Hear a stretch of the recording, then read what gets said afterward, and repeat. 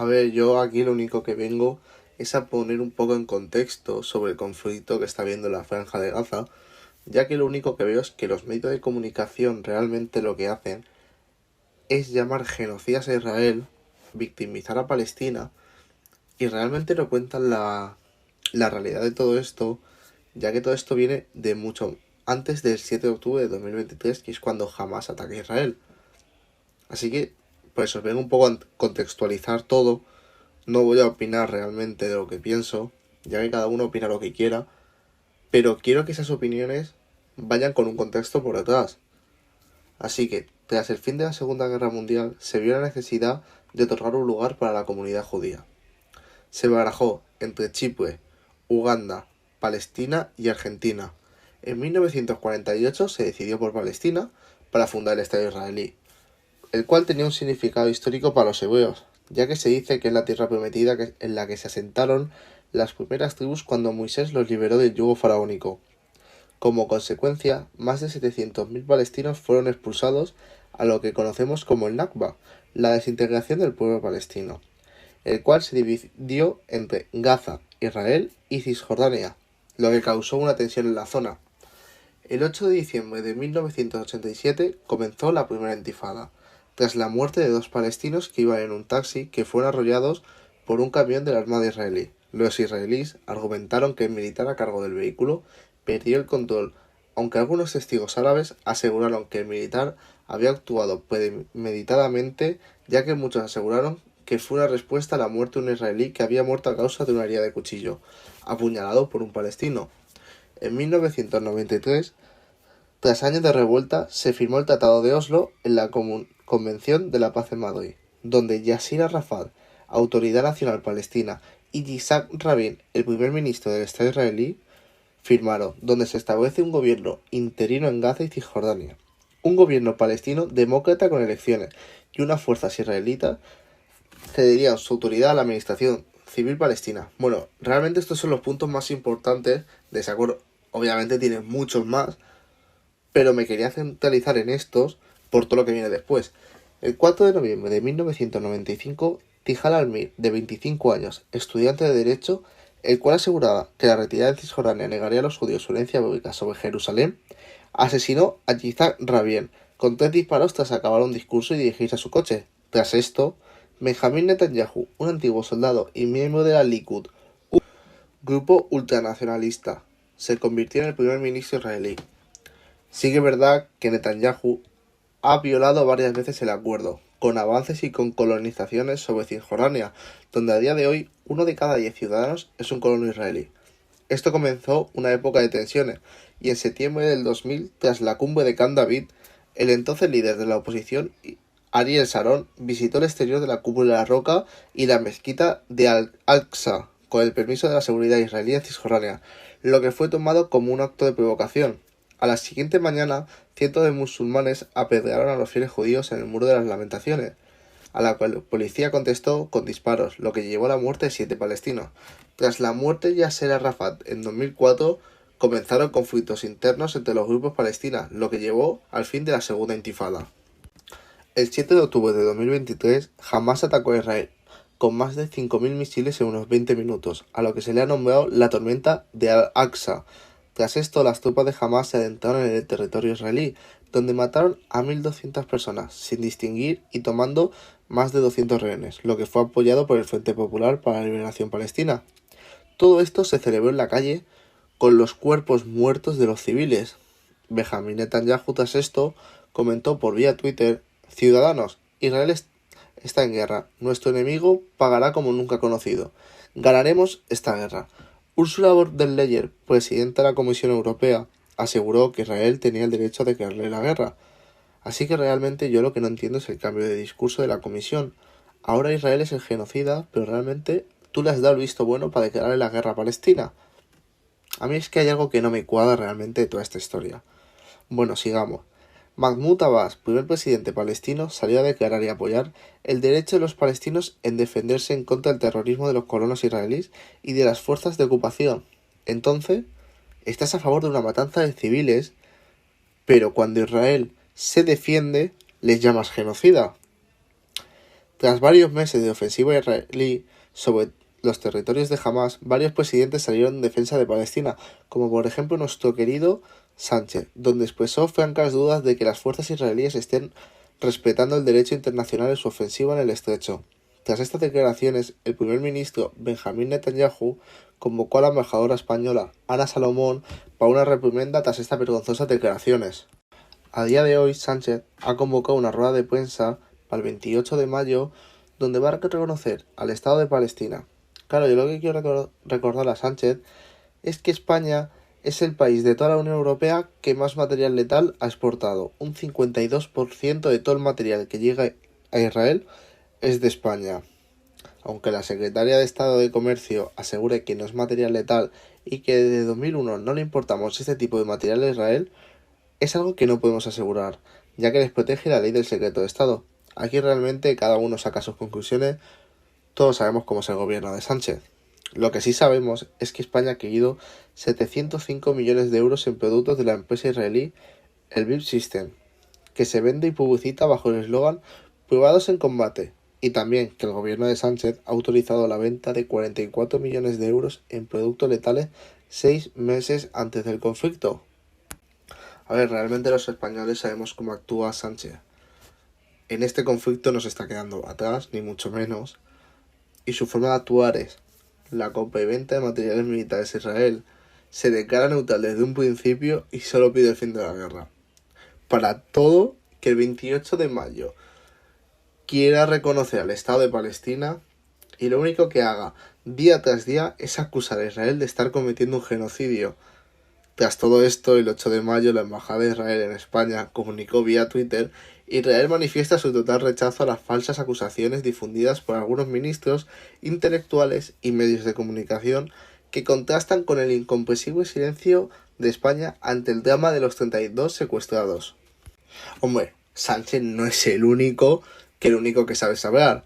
Tenemos más declaraciones del gobierno socialista que tenemos actualmente. Ione Belarra, ministra de Derechos Sociales y Agenda 2030. Sí, como escucháis, una ministra de la Agenda 2030. Israel está cometiendo crímenes de guerra. Claro, Israel también salió a pedir explicaciones tras esto. Luego, Pablo Bustinduy, fuerza del grupo parlamentario de Unidas Podemos. Imaginaros la clase de persona que es este tío. Declaró: hay que decretar embargo de armas y romper relaciones con Israel. Pero claro, yo le quiero hacer una pregunta al tío este. ¿Criticas que Israel se defienda ante unos terroristas, pero no criticas a Palestina por todas las mujeres asesinadas? Obviamente Exteriores y Economía siempre se han desmarcado y han intentado que las relaciones con Israel no se rompan, ya que lo consideran un Estado amigo. Yo lo que me pregunto y quiero preguntar al gobierno tan socialista y progresista que tenemos supuestamente en España es que si conoce alguna de las leyes palestinas, ya que tanto defiende a Palestina. Por ejemplo, algunas leyes que el gobierno socialista ha implementado en España, en Palestina serían prisión permanente, como la ley sobre el aborto y las leyes LGTBIQ. Espero que Irene Montero en algún momento salga vía Twitter a decir que España debería estar indignada por esto, ya que, bueno, en Eurovisión fue la primera en pedir que España se fuera porque estaba Israel. En fin, ya sabemos cómo actúa esta lacra. Hace 2 años, The Guardian se escandalizó cuando la justicia gazaití declaró que toda mujer que quisiera viajar dentro o fuera del territorio debería hacerlo con un permiso expreso de su guardián varón, su esposo o algún pariente en caso de estar soltera. Repito, jamás el gobierno socialista, tan progresista, tanto que saca pecho, ha dicho una palabra sobre esto. Claro, esto no se queda aquí. En caso de divorcio, por ejemplo, el marido no tendría ningún problema, pero la mujer tendría que pagar una indemnización y siempre la custodia iría al hombre. En el adulterio no se quedan atrás, tienen 2 puntos de vista. Para el hombre, 6 meses de cárcel, pero para la mujer, más de 2 años.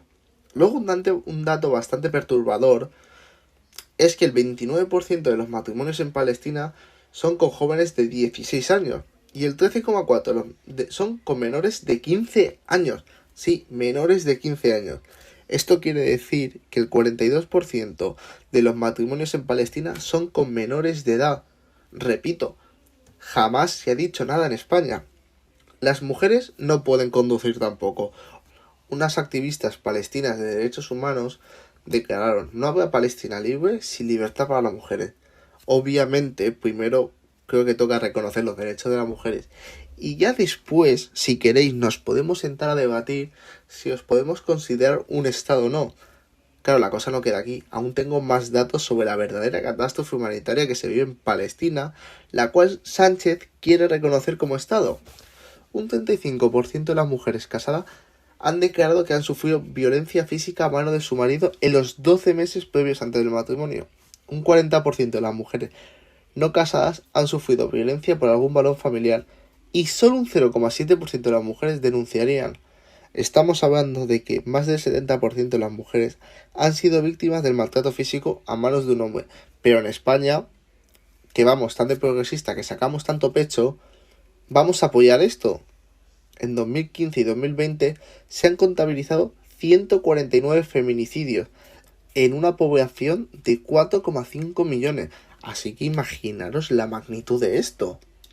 Un caso de feminicidio bastante polémico fue el de Razan Mokbel, la cual murió a manos de su marido, el que fue detenido por ello.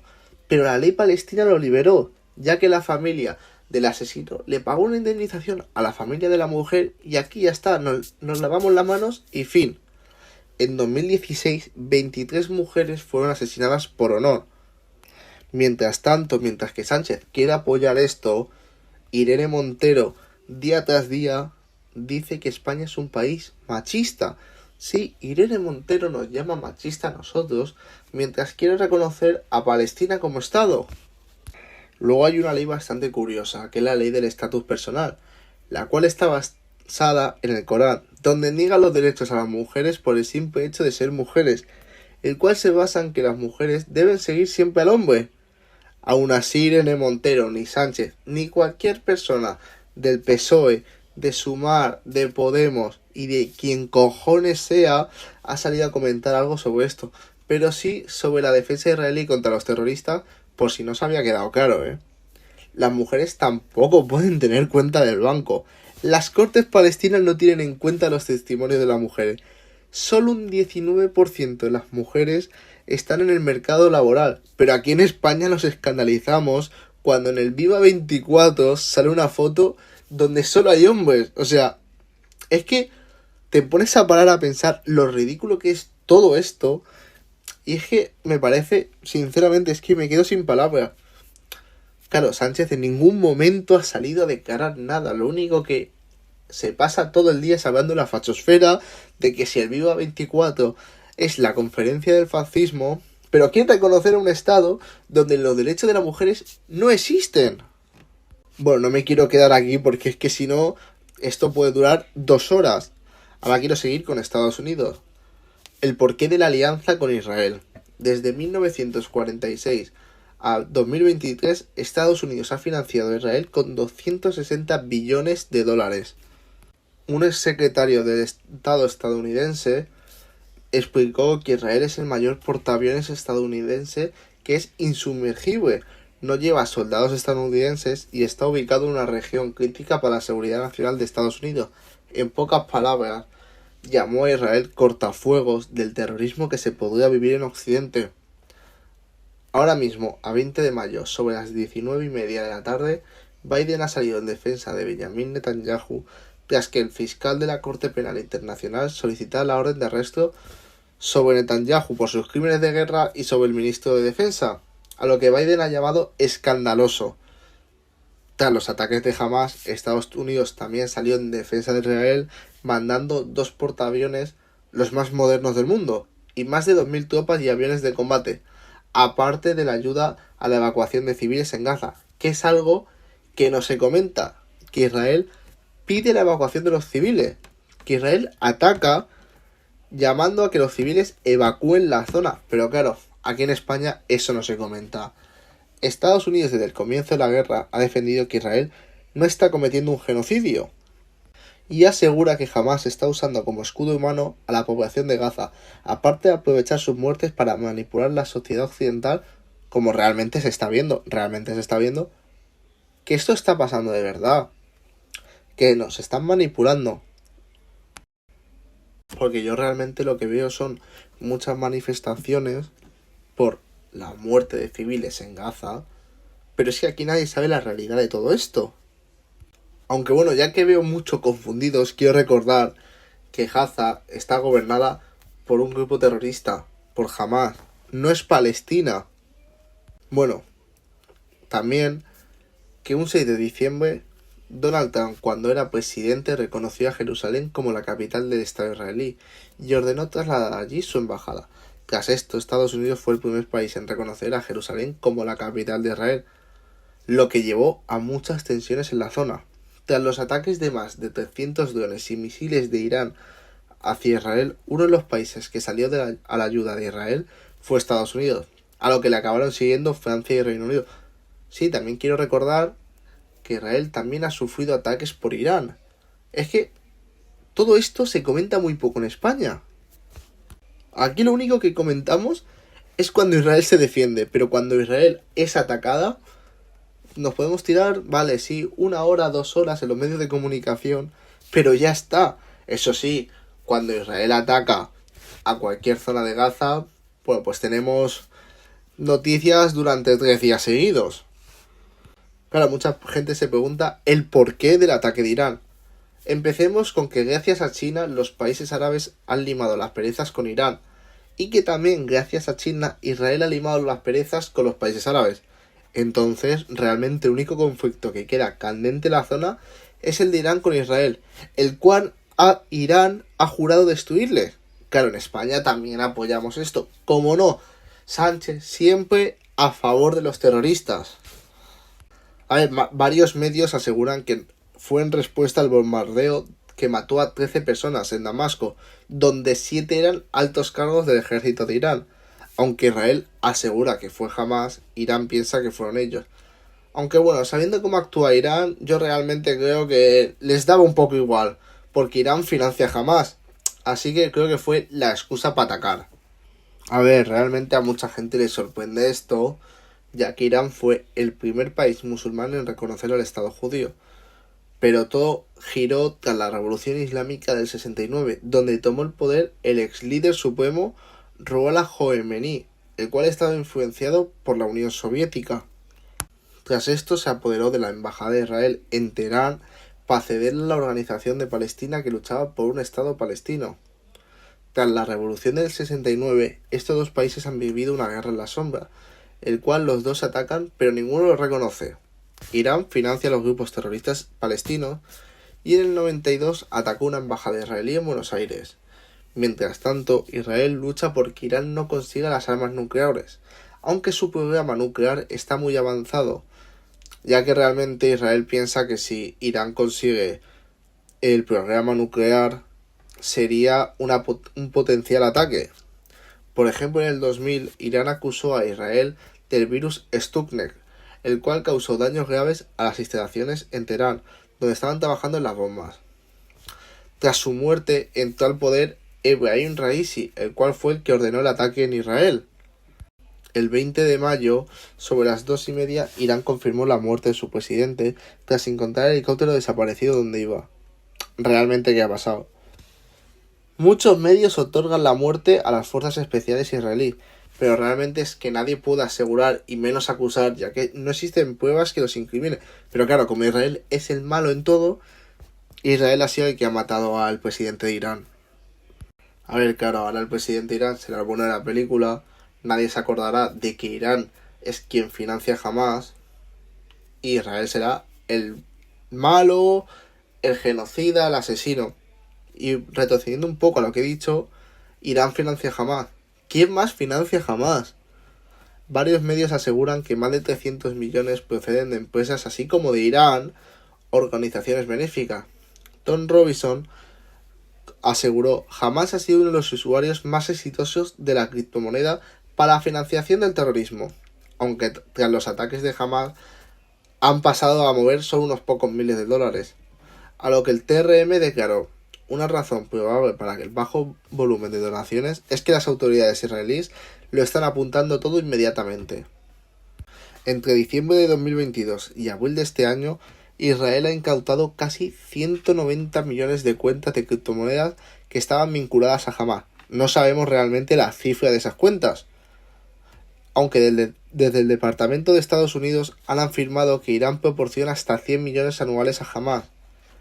El año pasado Hamas estableció una red secreta de empresas ficticias que gestionaban inversiones por valor de 500 millones en compañías desde Turquía hasta Arabia Saudí, ha declarado el Tesoro de Estados Unidos. Eso sí, Occidente, mientras tanto, rega los miles de millones de euros a las autoridades palestinas para ayudar, que quiero recordar que toda ayuda que llega a Palestina, que toda ayuda que llega a la Franja de Gaza, todo depende de Hamas. Mientras tanto, la tasa del paro es de un 47% y más del 80% de la población vive en el umbral de la pobreza. Más de 200 millones de euros europeos han sido destinados a Palestina en 2023. España 48 millones, casi el triple que en 2022. Aunque bueno, nuestro país ha regalado 900 millones en las últimas décadas. El 32% de todo esto ha sido gestionado por ONGs. Lo que pasa es que no sabemos dónde ha ido a parar. Y volviendo a los 900 millones de euros, mientras tanto en España el 25% de la población vive en el umbral de la pobreza. Hombre, la ONU, como no, tampoco se queda atrás. Entrega millones cada año. En las últimas 3 semanas, Naciones Unidas ha puesto en marcha una campaña para movilizar 1.200 millones para entregar en Gaza y en teoría ayudar a 2,7 millones de personas. Claro, la ONU, por lo que se ve, no se acuerda de que todo dinero que llegue a Palestina y todo dinero que llegue a Gaza tiene que pasar por Hamas. ¿Quién es el que tiene que dar el visto bueno? Por ejemplo, Donald Trump ha acusado directamente a Biden por financiar a Hamas, ya que han entregado más de 500 millones en los últimos años para la ayuda a palestinos en Gaza, el cual, repito, todo pasa por Hamas. Mientras todo el mundo tira todo el dinero allí, a Khaled Mesal, el anterior líder de Hamas, se le calcula una fortuna de más de 3.000 millones de dólares. Y Moussa Abu Marzouk, el líder actual de Hamas, obviamente no se queda atrás y se le calcula una fortuna de más de 500.000 millones de dólares. Realmente, el dinero de Europa y Estados Unidos llega a la población de Palestina, porque es que a mí no me salen las cuentas. Si 2,7 millones de personas viven en Gaza, ¿el 80% de verdad está en el umbral de la pobreza o es que todo el dinero se lo queda Hamas? A ver, y tras daros un poco de contexto de todo lo que está pasando allí, me gustaría que me dejarais vuestra opinión por Twitter, por TikTok, por los comentarios de YouTube y yo dar la mía. A ver, yo realmente no sé quién es el bueno o el malo de la película. Lo único que sé es que en Palestina te matan por tu orientación sexual o por tu ideología. Así que los manifestantes pro Palestina realmente se tendrían que parar a pensar un momento, recapacitar y preguntarse: ¿qué sería de mí si yo viviera en el estado de Palestina? ¿Estaría muerto? Si estaría muerto, ¿por qué cojones apoyo yo a esta gente? Así que eso. Luego también se comenta mucho una posible solución que podría ser volver a la frontera del 67 y que jamás dejara que Palestina gobernara en Gaza. A ver, lo veo muy difícil y yo creo que la única solución es exterminando a Hamas. Y eso, o sea, yo lo he preguntado antes. Me gustaría saber realmente qué cojones hace el gobierno de Sánchez apoyando un Estado que va totalmente en contra de su ideología y de sus pensamientos. O sea, nos llaman muchos la fachosfera, pero realmente aquí los únicos machistas son ellos porque van a apoyar a un Estado que lo es. Así que bueno, quiero acabarla aquí.